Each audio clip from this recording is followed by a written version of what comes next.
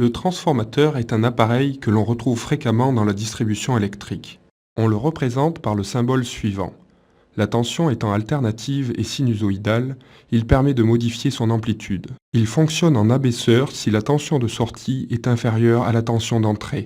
Dans le cas contraire, on parle de fonctionnement en élévateur. L'énergie électrique produite par les centrales doit être acheminée jusqu'aux utilisateurs. C'est le rôle des réseaux de transport et de distribution.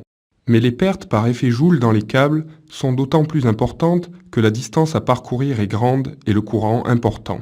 Des transformateurs placés en sortie des centrales élèvent la tension de manière à diminuer la valeur du courant pour une même puissance transportée.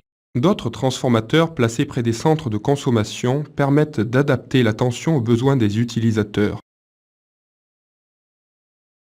Du fait de l'évolution au cours du temps, on retrouve différentes tensions sur le réseau français. Le réseau de grand transport, qui couvre des distances importantes, s'effectue sous 400 kV ou 225 kV. Ensuite, pour des distances plus faibles, il existe des réseaux sous 90, 63, 20 ou 6,5 kV.